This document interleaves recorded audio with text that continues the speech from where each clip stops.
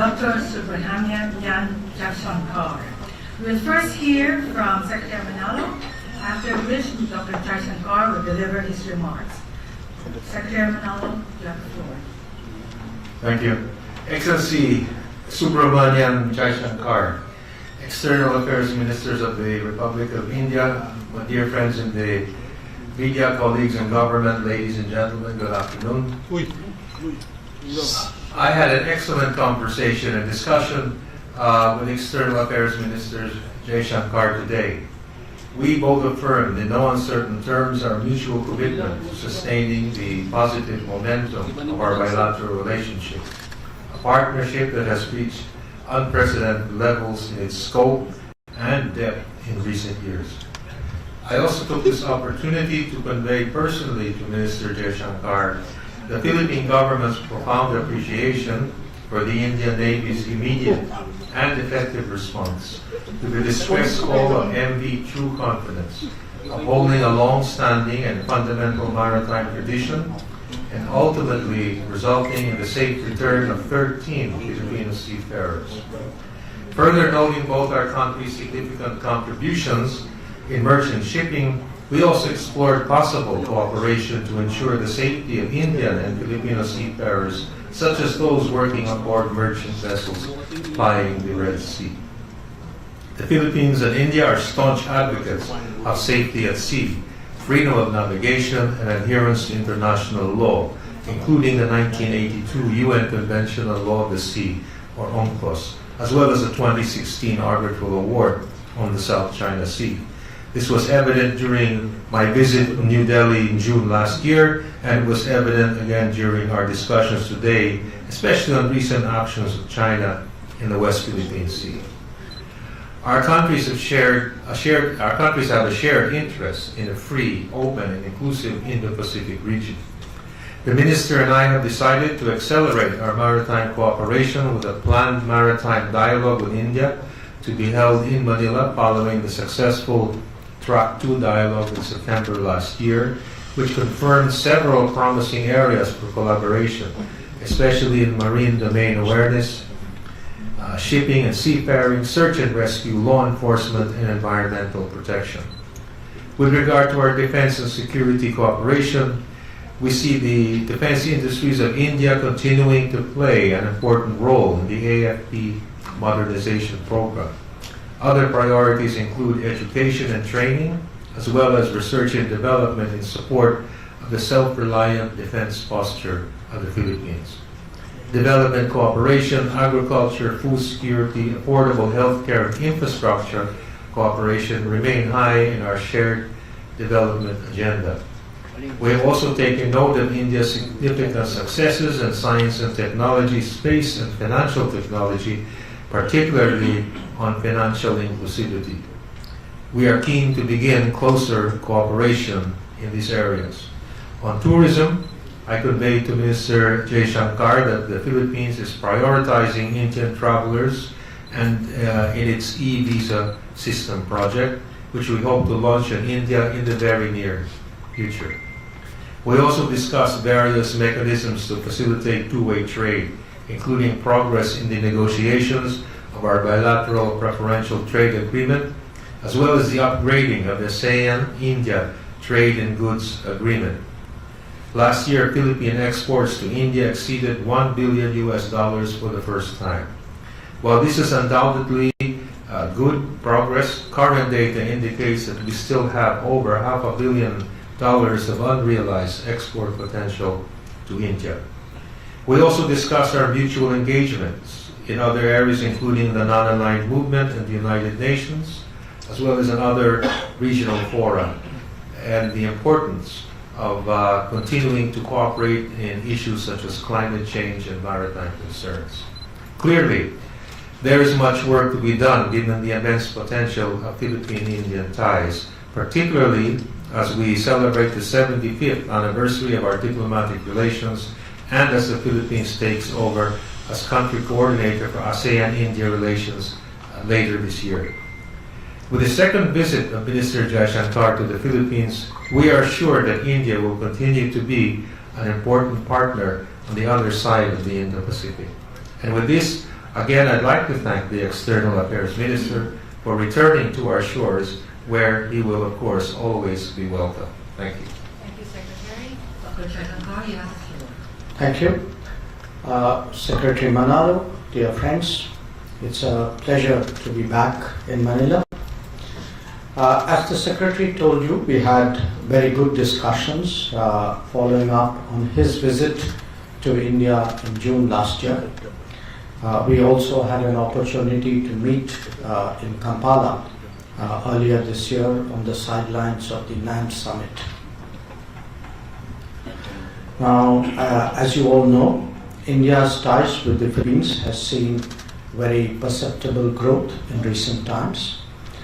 Prime Minister Modi met President Marcos during the India-ASEAN summit in September last year. And I will have the honor to call on the President later this afternoon and look forward to conveying the Prime Minister's greetings and good wishes.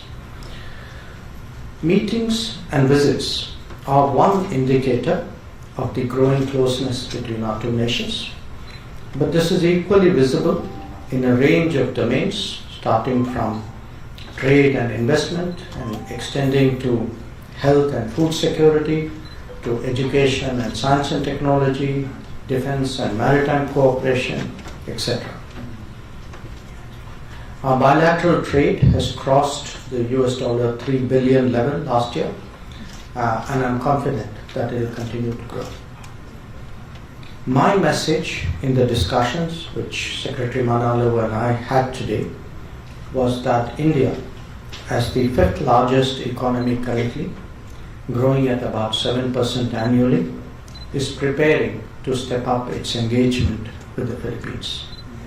I welcome what Secretary Manalo communicated in terms of easier visas, more movement, more dialogues, and deeper cooperation.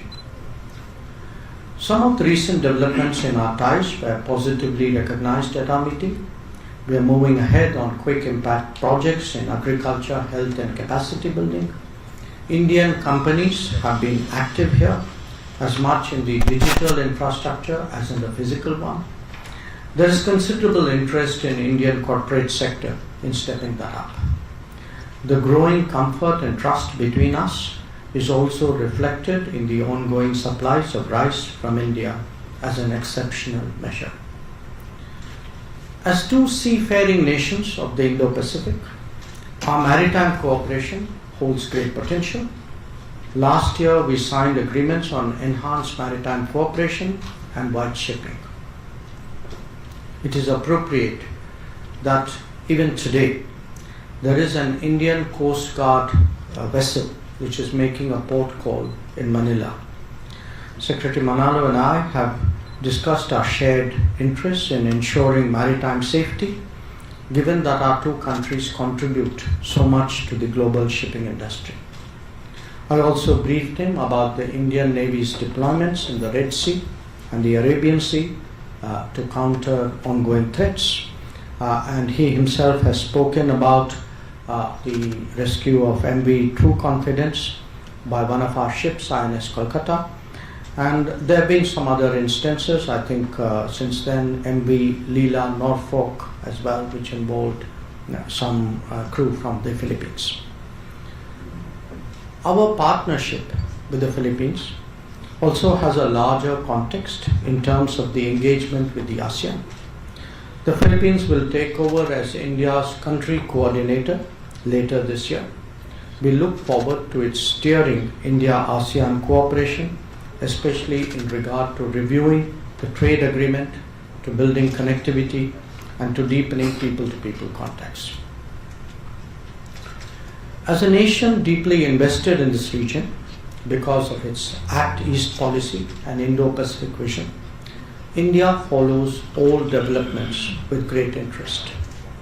We are strongly supportive of ASEAN's centrality, cohesion, and unity.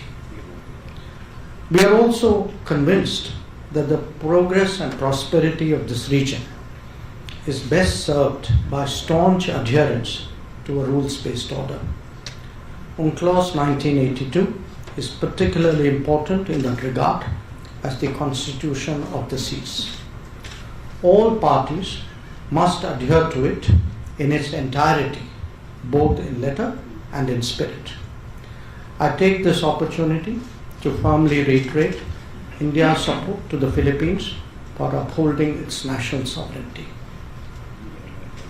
As the world changes, it is essential that countries like India and the Philippines cooperate more closely to shape the emerging order.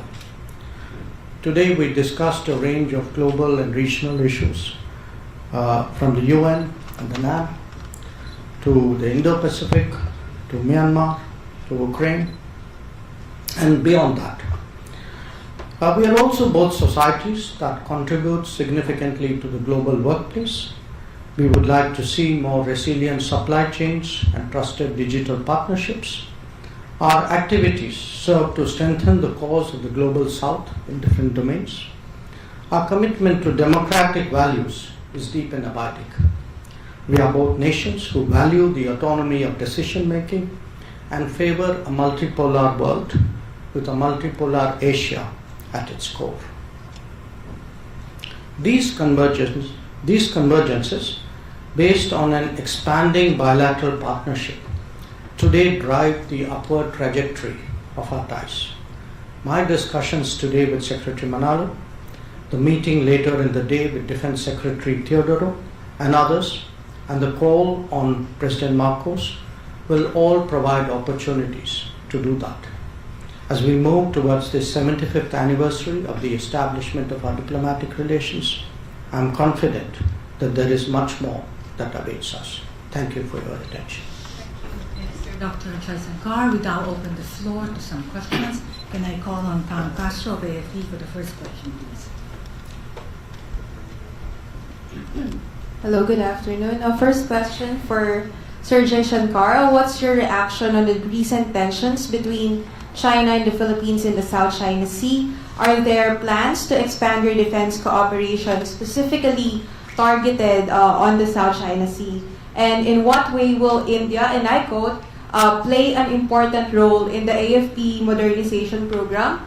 And for Secretary Manalo, the Philippines claim on the South China Sea is grounded on the arbitral award, but China said they will never acknowledge the award. So what is in your diplomatic toolbox that can fix this dilemma? And last one, in connection again with the topic of the South China Sea, do Indian companies have existing or planned partnerships amid depleting gas reserves in Malampaya? And what do you think should be the strategy to make South China Sea an area for economic cooperation? I think in my own statement I've made 3 points very clear. One, that we regard UNCLOS 1982 as very important. We regard it as the constitution of the seas. Two, we believe that all parties must adhere to it, as I said, in its entirety, both in letter and spirit. And three, we firmly support Philippines in the upholding of its national sovereignty. So I think our position is very, very clear. Now, regarding defense, I would say, you need to look at that cooperation on its own merits.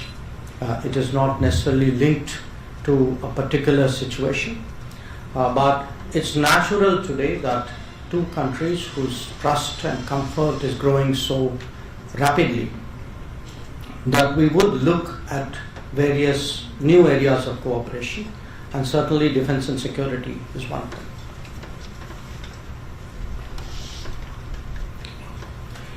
Thank you. On your question regarding the arbitral award, well, China, as you mentioned, has on many occasions said they don't accept the arbitral award. All I can say is that the arbitral award is final and binding.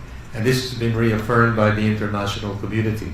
And I think I would probably leave my answer to that regarding the arbitral award. But of course, there are other parts of the international law which the Philippines is continuing to adhere to, and I understand the rest of the international community is continuing to adhere to, and that is the UNCLOS and the the sovereign rights of the exclusive economic zone for each country, which is clearly indicated in the United Nations Convention on the Law of the Sea. And the Philippines will consistently and always reaffirm the need to abide by international law and also for international rules and regulations when it comes to the maritime area. And this is a message that we have consistently stated. And in fact, just most recently in this incident at the Ayungin Shoal, where China harassed and also prevented our ships from, tried to prevent our ships from resupplying our troops in Ayungin Shoal, we had messages of support from over 20 countries, governments, who clearly stated the importance of adhering to international law. So we are fully supported in that respect.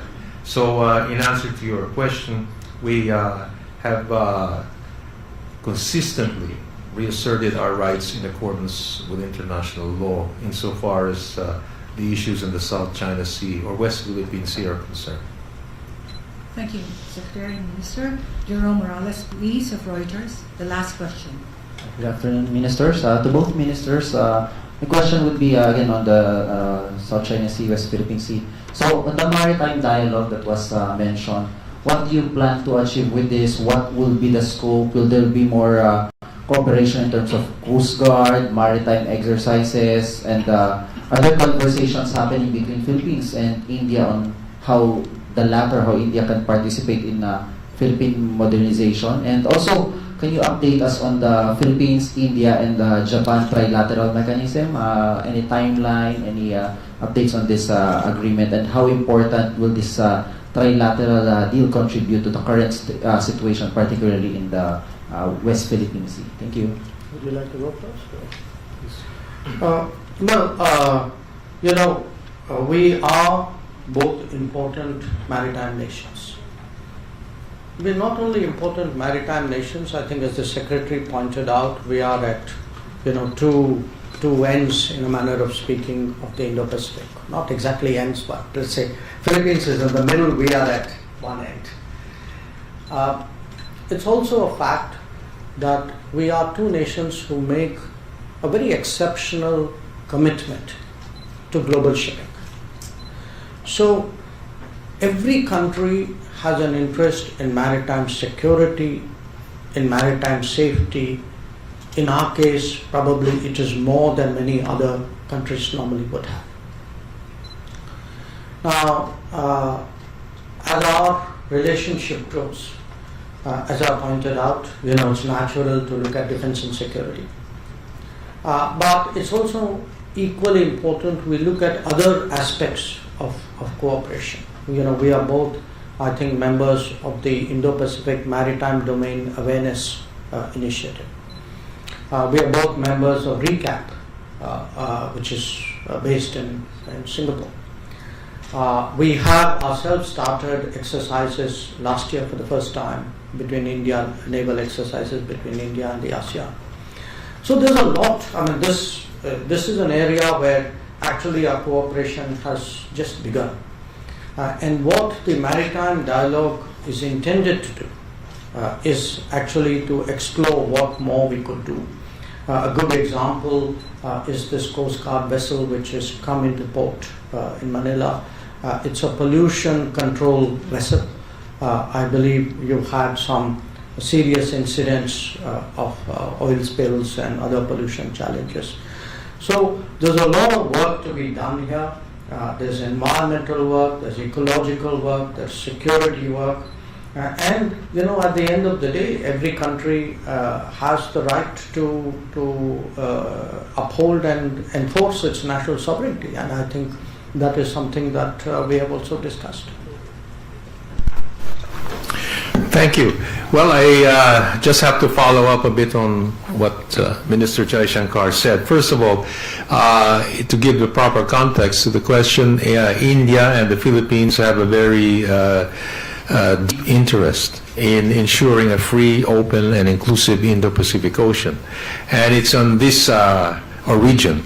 And it is in this context that we are having extensive discussions regularly on defense cooperation, security cooperation, mainly also with a view to supporting an international rules-based order.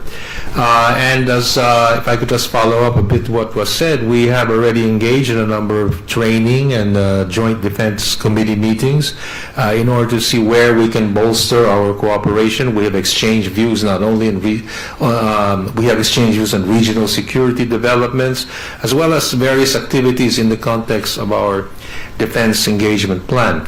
And I understand Minister Jaishankar will also be meeting our defense officials and Coast Guard officials later, and they will be discussing other points of where cooperation might continue. Might continue. Just let me say that our cooperation is growing in the sense that not only are we considering newer activities such as training and joint committee meetings, but also exploring other ways where we can contribute to the security of both our countries, as well as to ensure that the Indo-Pacific region remains open and peaceful and is a region of peace and development.